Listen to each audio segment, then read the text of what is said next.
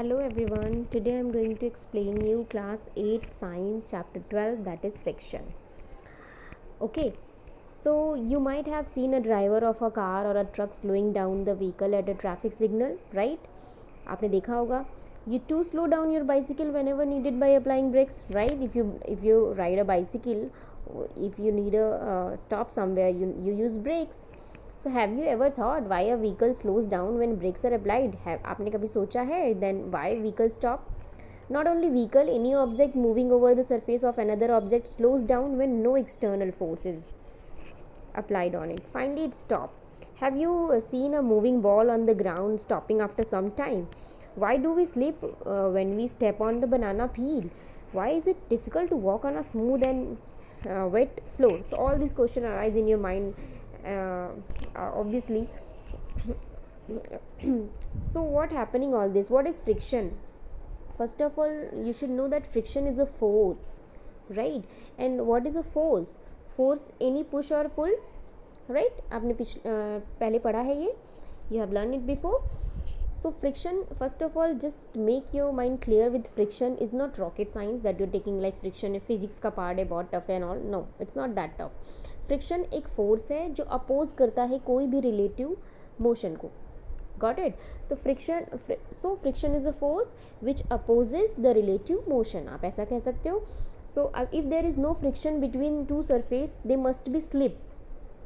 Okay, the more important thing, if you are walking somewhere, if there is no friction force between your feet or between the surface on which you are moving, if there is no friction you can't be able to move. You will be slip because friction is opposing. It opposes, it's give you grip to walk on a floor or any place. If you can't find that friction you might be slip. That's why here you can see the example in this picture 12.1. Boy falls down when he steps on a banana peel. Why he fall? Because he must be not connected with this friction. Because of that banana, it give him to slip because the friction is low at that time. If there is no proper friction you can't able to move. Even I can't write if I don't have a friction in between paper and my hand. So yeah, yes it is. आप आगे पढ़ोगे, when you learn further you will get that example also, right? So all these questions coming in your mind will be solved in this chapter. Here is a one activity, force of friction. What is the force of friction? You can see this activity and you read this activity. In this activity two books, like on a surface of table there is a one book who just the book is gently pushed on a left and then after some time it stop. Why it stop? Because of that friction. आप अगर left में force लगाओगे तो right side में लगेगा friction, आप right side में लगा रहे हो तो लेफ्ट साइड में लगेगा friction. It's mean what this activity tells you that friction works in opposite direction. अगर आपका फोर्स है लेफ्ट में तो friction must be in right. Okay, read this activity by your own. And activity का outcome क्या है? That I told you that friction work in opposite. Okay, अगर आप राइट में प्रेशर दे रहे हो तो लेफ्ट में लगेगा आपका फ्रिक्शन. आप लेफ्ट में दे रहे हो फोर्स तो राइट में लगेगा अपोजिट. तो you saw that if you apply the force along the left, friction acts along the right. If you apply the force along the right, the friction acts along the left direction. As I told you, in both cases the force opposes the motion of the book. What is the work of the friction? It just oppose करता है कोई भी चीज़ का motion, कोई भी चीज़ का motion का. ठीक है, तो force opposes the motion of the book. The force of friction always opposes the applied force. This is very important line, you can underline on that. So here it is, the force which always opposes the applied force. Got it? It's very important, you should know this. In the above activity, the force of friction acts between the surface of the book and the surface of the table, right? Because there is a surface of table and the surface of the book where this friction act. So the friction act between the two surfaces. I hope you are getting. In the friction the same for all the surfaces. Does it depend on the smoothness of the surface? Now you are going to get to know that friction affecting factors जो affect करते हैं friction को. We are going to understand this. Is this a surface? Yes, it is. If the surface is smooth smooth or rough, it's really do the difference in friction. How? Here you can see there is one more activity, that tie a string around a brick, pull the brick by a spring balance. You need to apply some force. Note down the reading on the spring balance. When the brick just begin to move, it gives you a measure of the force of friction. It's just a machine. Balance is a machine measuring the force actually. Okay, acting on object, कोई भी object पे जो force है वो this spring balance के through आप measure कर सकते हो. Now wrap a piece of polythene around the brick and repeat the activity. Do you observe any difference in the reading of the spring balance in the above two cases? What might be the reason for the difference? Repeat this activity by wrapping a piece of jute bag around the brick. What do you observe? Is this activity इनको 2 or 3 times की जा रही है with the help of spring balance. First what they are doing is just measure the force of friction between the brick and the floor. First में they just go with the simple brick. In the second फिर again इसको activity की गई by wrapping that with the piece of polythene. Then third time भी की गई, so by wrapping the piece of with the jute bag. So what is the different? What do you observe? First of all, ये there is a one spring balance. Some extra knowledge is given here. Okay. Yes. So this is a spring balance. Spring balance is a device used for measuring the force acting on a object. कोई भी object पे कितना force लग रहा है, if you want to know, so you have to go with the spring balance. That is spring balance is a measuring. Okay.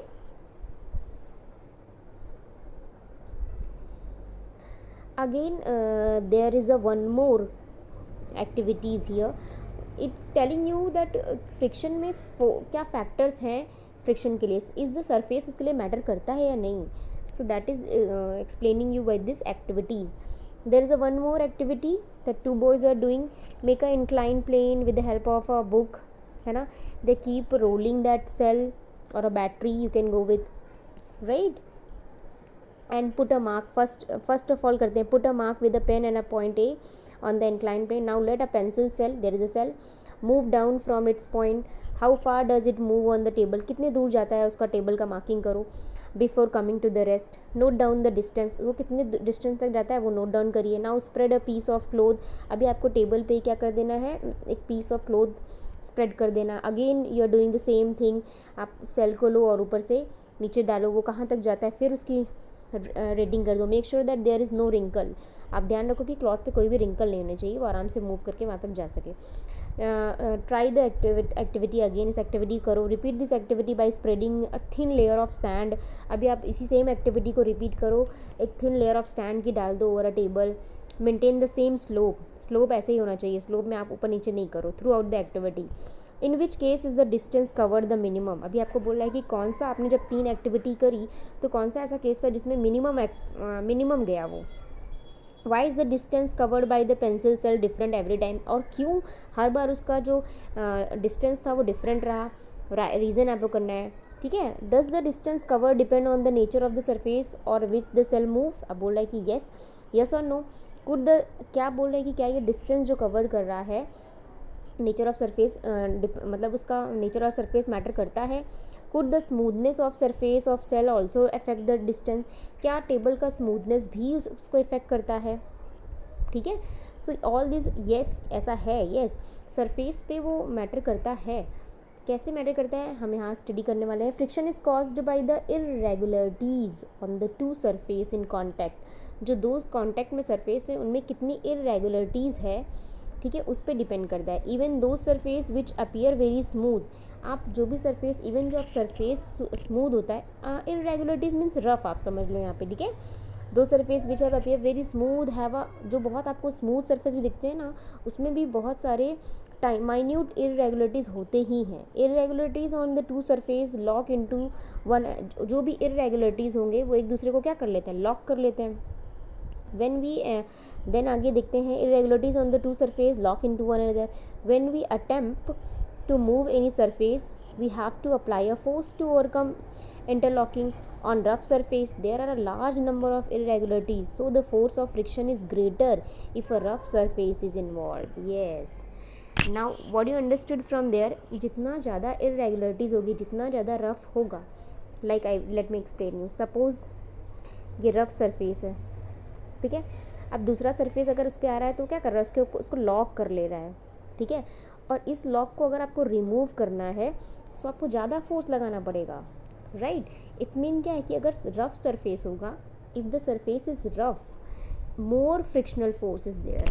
From this activity what we understand कि if surface is rough you have to give more, there must be more friction force, right. Suppose I give you one example कि आप bicycle चला रहे हो and the road is smooth, what happen, you are riding very smoothly and very happily, but when the road is fully rough, you have to do hard work to move your bicycle here and there. Why this happening? Because of this rough surface have more irregularities and they lock each other, both the surface they locking each other, so that's why it's give more friction force there, that's why you're putting more force to move your bicycle. So yes, surface matter करता है friction के लिए, right, and if the surface is rough there must be more friction and if the surface is smooth there must be less friction. So यहाँ से आपको ये idea हो गया कि फैक्टर कौन सा अफेक्ट कर रहा है फ्रिक्शन को, उसके सरफेस को डेफिनेटली करता है, अगर इरेगुलरिटीज़ ज़्यादा हैं तो ज़्यादा वहाँ पे क्या होगा, फ्रिक्शन होगा, friction, got it, I hope you understood. So here it is, on rough surface there are a large number of irregularities, right, I told you. So the force of friction is greater if a rough surface is involved. Very important line, you can underline, this factor is very much important. If the force of friction is greater, force of friction ज़्यादा है, so क्या होगा, कहाँ पे ज़्यादा होगा, rough surface पे, okay. Here देखो, surface of books, surface of table, you see the interlocking irregularities, that is rough. We see that the friction is caused by the interlocking of, I explain you what is interlocking of irregularities in the two surface. It is obvious that the force of friction will increase if the two surfaces are pressed harder, right. If the two surfaces are pressed harder, the friction will be more. You can experience it by dragging a mat when nobody is sitting on it and when a person is sitting on it. If you suppose you are dragging something, है ना, like you take a mat and if there is nobody on mat you can easily drag that mat, but if somebody is standing on the mat you can't be able to move that, right. Why? Because there is more friction, got it. Recall your experience when last time you moved a heavy box from one place to another. If you have no such experience, get that experience now. What is easier, to move the box from rest or to move it when it is already in motion? Okay, very good example here it is.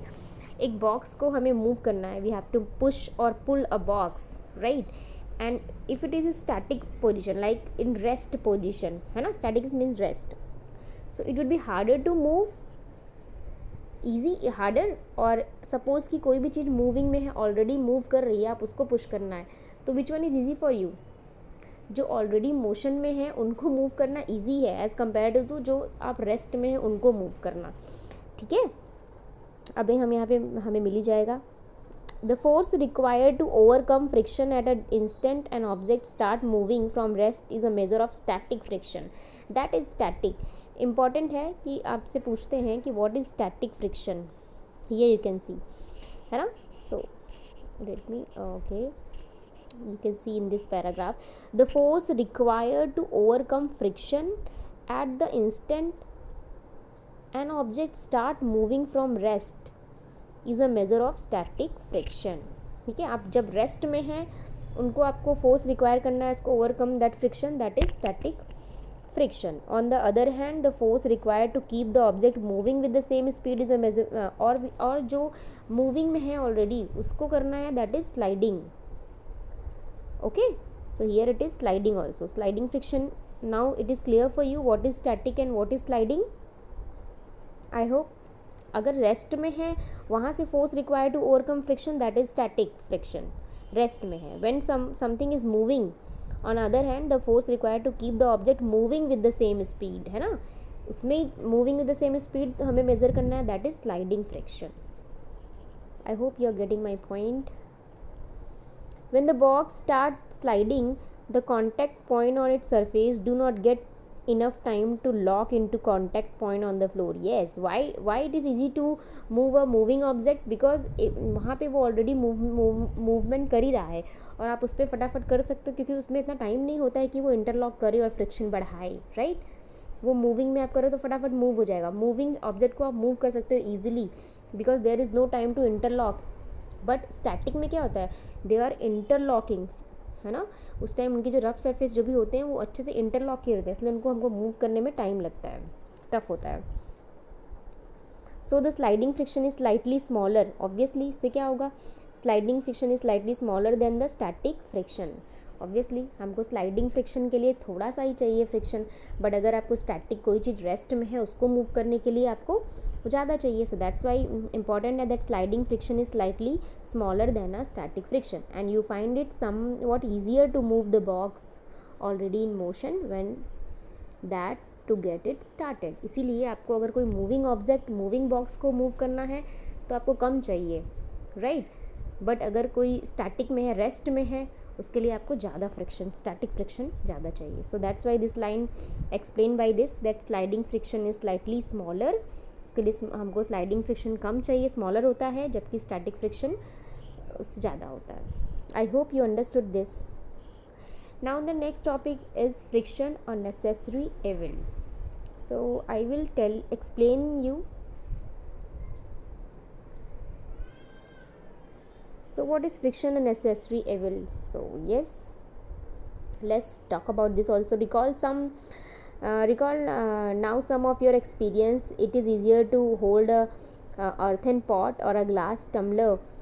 Suppose the outer surface of the tumbler is greasy or has a tiny layer of cooking oil on it. Would it be because easier or some difficult to hold it? Just think, would it be possible hold the glass at all if there is no friction? Recall all how difficult it is to move on a wet muddy track or wet marble floor. Can you imagine being able to walk at all if there is no friction?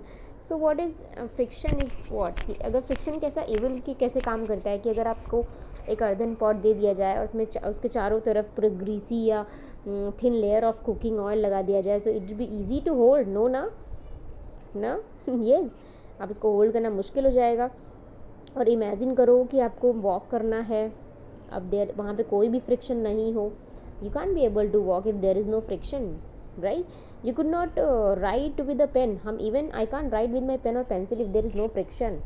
When your teacher is writing with chalk or on blackboard, its rough surface rubs off some chalk particle which stick to the blackboard. Could it happen if there were no friction between the chalk and the board?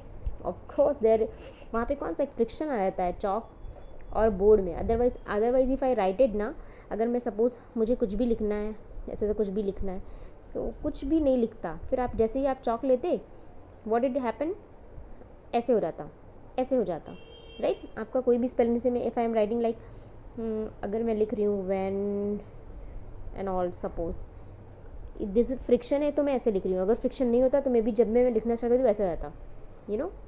Wait, it would be like this. You can't be able to write because of friction. आप लिख रहे हो. If an object started moving, it would never stop. है ना, अगर यही मैंने आपको बोला, if an object started moving it would never stop.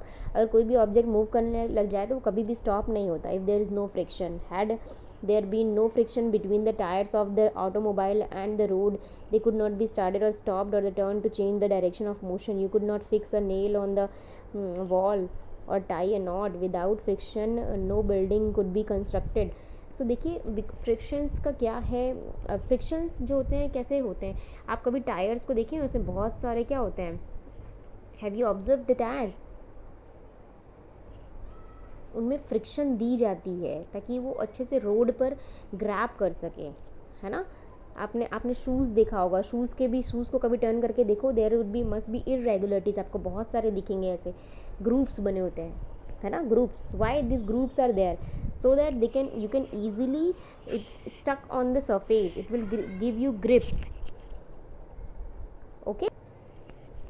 So yeah, so without friction no building could be constructed. Obviously if you are not the building, उसका जो base है उसको अगर अब ग्रिप ही नहीं मिलेगा, फ्रिक्शन फोर्स ही नहीं होगा, तो कैसे वो प्लेस आउट होगा वहाँ पे. सो या on the other hand friction is unable also. Why? It wear out the materials, whether they are screw, ball bearing or soles of shoes. You must have seen worn out steps of foot over bridges at railway station. Friction can also produce heat. अब देखो frictions नहीं, frictions की वजह से जो आपके slippers होते हैं, वाई दिस एकदम वो वॉर्न आउट हो जाते हैं बाई बिकॉज ऑफ दिस. वो एवल बोल रहा है friction can also produce heat.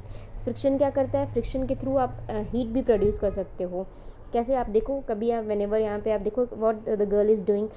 अच्छा कभी आप अपने हाथ को रब करो थोड़े टाइम के लिए, व्हाट हैपनिंग, थोड़ा गरम गरम सा हो जाता है आपको, है ना, बिकॉज ऑफ द फ्रिक्शन. दो चीज़ें रब करी, उनके बीच में क्या है, फ्रिक्शन है. मैचस्टिक, माचिस जो है, आप मैचस्टिक को आप रब करते हो ना, तो वो रब क्या होता है, रफ़ सरफेस होता है. इफ़ अगर वो रफ़ सरफेस नहीं होता ना तो आपकी मैचस्टिक कभी भी लाइट अप नहीं होती. सो फ्रिक्शन कैन, इसीलिए वो प्रोड्यूस करता है हीट ऑल्सो. आप देखो टुगेदर यहाँ पे दिया है. How do you feel when you strike a match stick against the rough surface, it catches the fire. You might have observe that the jar of a mixture become hot. आपने mixture, कभी मम्मा चलाते हैं mixture, तो उसमें कभी थोड़ी देर बाद वो हॉट हो जाता है ना. Why this happen? Because of the friction. Friction के एज ए इवल ये भी कह रहे हैं कि फ्रिक्शन की वजह से ये जो फॉरेस्ट फायर होती है ना वो भी होती है. वाई? क्योंकि क्या होता है, दो ट्रीज़ होते हैं, जब आपस में अगर वो टकराए, वो गिरे तो एक दूसरे से टकराए तो वहाँ फ्रिक्शन हुआ. जब वो फ्रिक्शन हुआ सो क्या हुआ, वहाँ पे फायर लग जाती है. रफ़ सरफेस आपस में रब करेंगे, लाइक मैच स्टिक. देखो मैच स्टिक वो भी रफ़ होता है इसका, उसको रफ़ सरफेस पे जब करते हैं तो क्या होता है, फायर हो जाता है. तो फायर, ये फॉरेस्ट फायर का ही बहुत सारा ये रीज़न है, ये friction. And also noise pollution. Noise कैसे होता है, फ्रिक्शन के थ्रू जब गिरते हैं ये कितनी आवाज़ होती है, उसके थ्रू भी ये नॉइज़ पोल्यूशन होता है. Okay, produces heat. आपको याद रखना है कि friction produce heat. In fact when a machine is operated, heat generated cause much wastage of energy. इससे क्या होता है, बहुत सारे हीट जनरेट होती है तो बहुत सारा एनर्जी वेस्ट होता है. We shall discuss the ways of minimising friction in the following section. अभी ये हम सब पढ़ लिया. Now we are going to study कि इंक्रीज एंड रिड्यूसिंग फ्रिक्शन कैसे कर सकते हैं आप. ठीक है. So increasing and reducing friction, as you have seen in the previous section, friction is desirable in some situation. Have you ever thought why the sole of your shoes is grooved? आपने कभी सोचा है कि क्यों ऐसा groove निशान पीछे ऐसे ऊपर नीचे कैसे होते हैं. ये टायर्स में देखो कैसे क्यों ग्रूव बने होते हैं.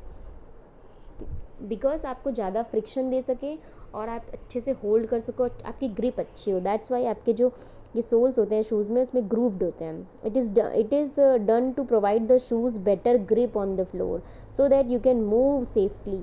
Similarly the treated tyres of cars, trucks and bulldozers provide better grip with the ground. बाई आप देखो जितने महंगे टायर होंगे ना, आप कभी नोटिस करना, उसमें उतने ज़्यादा ही ग्रूव्स होते हैं.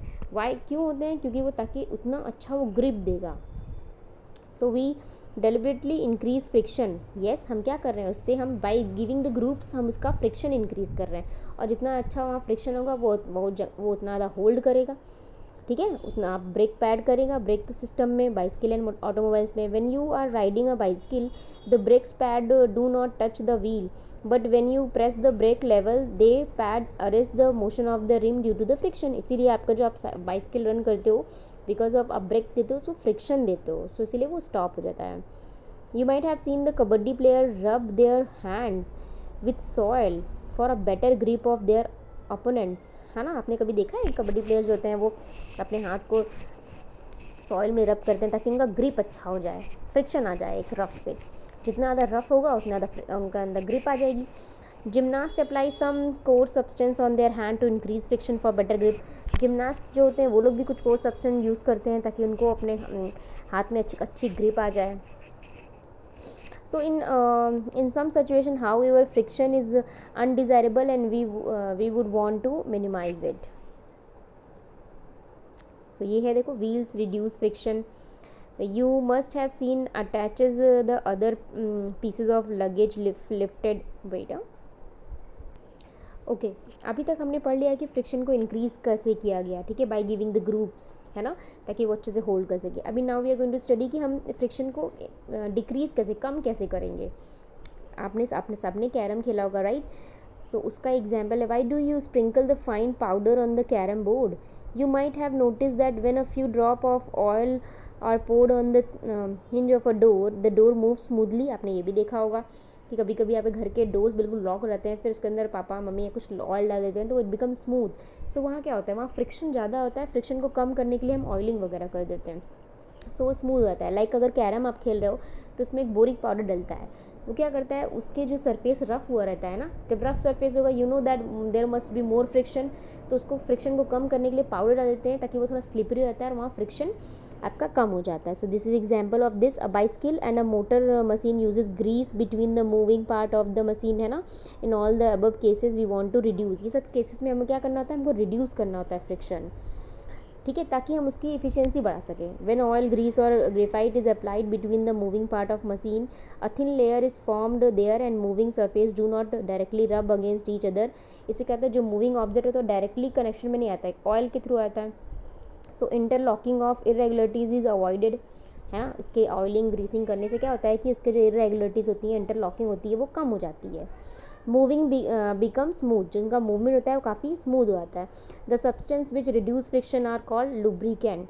वो सब्सटेंस, सो या अब यहाँ है द सब्सटेंस विच, जो सब्सटेंस रिड्यूस कर देता है फ्रिक्शन को, उसको बोलते हैं lubricants. In some machines it may not be advisable to use oil as lubricant and air cushion between the moving part is use to reduce friction. सब कुछ जगह पे ऑयल को मना करते हैं, वहाँ पे कुछ एयर कुशन यूज़ करते हैं ताकि वो रिड्यूस कर सके फ्रिक्शंस को. फिर यहाँ next topic is, so yes now next is wheels reduce friction. कैसे व्हील्स जो होते हैं वो फ्रिक्शन को रिड्यूस करते हैं. आप सब ने ये देख, रोलिंग रिड्यूस फ्रिक्शन आप दिख रहा है. It is easy to carry this kind of bag ना विद द, है ना. You must have seen attaches and other pieces of luggage fitted with rollers. Even a child can pull. आप भी पुल कर सकते हो ऐसा हो जाए तो. इसलिए बोलते हैं when one body rolls over the surface of another body, the resistance of its motion is called rolling friction. ऐसे फ्रिक्शन को जब एक बॉडी रोल करती है over the surface of another body, so then ऐसे रेजिस्टेंस इट्स मोशन को बोलते हैं रोलिंग फ्रिक्शन. रोलिंग जो होता है रिड्यूस कर देता है फ्रिक्शन को. इवन स्लाइडिंग फ्रिक्शन से भी कम होता है ये. So it is always easier to roll than to slide a body over another. This is the reason it is convenient to pull luggage fitted with roller. इसीलिए काफ़ी convenient हो गया है कि ये luggage हम pull करते हैं through rollers के थ्रू, क्योंकि rollers क्या कर देते हैं, जो frictional forces को काफ़ी कम कर देते हैं. Can you now understand why? इसीलिए बोलते हैं कि wheel is a greatest invention of the Mankind. कितना सारा हेल्प कर रहा है देखिए. सिंस द रोलिंग फ्रिक्शन, अब बोलिए रोलिंग फ्रिक्शन स्मॉलर है स्लाइडिंग फ्रिक्शन से भी. Sliding is replace in most of, इसीलिए स्लाइडिंग को बहुत सारी जगह से रिप्लेस कर दिया गया है by this rolling friction. And by rolling by using this ball bearing. आपने देखा होगा ना, I think ball bearing reduce करता है फ्रिक्शंस को. बहुत सारी जगह यूज़ होता है आपके बाइसिकल्स में, फैंस में, right. So here is the diagram you can see. Next, the last topic in this chapter is fluid friction. Fluid, what is fluid? Fluid, you can say water or air, both, right? So you know that air is very light and thin, है ना. It exerts frictional force also on object moving through it. Similarly, water and other liquid exert force of the friction. Okay, do you know this before? Water भी friction करता है when object move through them. In science, the common name of gases and liquids is fluid, है ना. Science में हम fluid क्या कहते हैं, गैस भी है लिक्विड भी है. So we can say that fluids exert force of friction on object in motion through them. ये भी एक फ्रिक्शन करता है. सो ये जो frictional force exert by fluid होता है is called drag. Okay, the frictional force on object in a fluid depends on its speed with respect to the fluid. Okay, जो फ्रिक्शनल फोर्स होता है कोई भी ऑब्जेक्ट का वो डिपेंड किसका करता है, फ्लूइड डिपेंड करता है इसकी स्पीड पर. ठीक है. The frictional force also depend on the shape of the object and the nature of the fluid. Fluid के नेचर एंड उसके शेप पे भी करता है. It is obvious that when object move through fluid they have to overcome friction acting on them. In this process they lose energy. Effort are therefore made to minimize friction. So objects are given special shapes. आपको पता है ना, you know that कि ये streamline shape आपने देखा है. Y ये जो स्ट्रीमलाइन शेप होता है वो क्यों होता है, इस टाइप का कुछ होता है ना शेप, स्ट्रीम ऐसा स्ट्रीमलाइन शेप. तो ये क्यों होता है, बिकॉज ऑफ आप उस वाटर में अच्छे से मूव कर सको. आप इसी शेप में मूव करते हैं फिशेस या एयरप्लेन, ये सब हवा. देखो प्लेन कैसे, प्लेन, ये बर्ड्स वगैरह एयर में भी फ्रिक्शन होता है। तो स्ट्रीमलाइन शेप जो होता है इनको हेल्प करता है फ्रिक्शन कम करने के लिए। वाटर में देखो फिशेस भी तो ऐसे ही मूव करते हैं। इवन आप अगर स्विम कर रहे हो तो आप भी इसी शेप में करके अगर आप जंप करते हो ना वाटर में, तो फ्रिक्शनल फोर्स आपको चोट कम लगेगी। अगर आप ऐसे पूरा हाथ फैला के जंप कर गए वाटर में तो आपको उसका फ्रिक्शन की वजह से आपको चोट भी लग सकती है। सो कभी भी अगर आप जंप कर रहे हो तो अपने दोनों हाथ को ऊपर करके ऐसा फिश का शेप करके then you drive on the water. So उससे क्या होगा, आपको कम चोट लगने का चांस है। तो शेप पे भी डिपेंड करता है, that is the shape. Okay, when do you think scientists get hint for these special shapes from nature? Of course, birds and fishes have to move about in fluid all the time. क्योंकि आपने कैसे scientist को ये idea हुआ shapes के बारे में, क्योंकि उन्होंने नोटिस करा कि बर्ड एंड फिशेस के कैसा शेप होता है। Their body must have evolved to shapes which would make them lose less energy in overcome friction। क्या होगा उस शेप्स के, ये स्ट्रीमलाइन जो शेप होता है इसकी वजह से ही उनको एनर्जी कम लगानी पड़ती है, वो आराम से फ्रिक्शन को हटा के मूव कर सकते हैं। ओके, सो आपने यहाँ देखो, यहाँ पे शेप भी दिया हुआ आपको बर्ड का एंड एरोप्लेन का। So even vehicles are design to have shapes which reduce fluid friction. इसलिए व्हीकल्स को भी ऐसे डिज़ाइन किया गया है ये स्ट्रीमलाइंड शेप में, जो आई ड्रॉइड। ये जो शेप है स्ट्रीमलाइन, इसके थ्रू क्या होता है, वो फ्रिक्शन को कम कर सकते हैं, वो आराम से वाटर में या एयर में मूव कर सकते हैं। So this is all about this chapter. I hope you understand. If you have any doubt, please do write in comment. Thank you.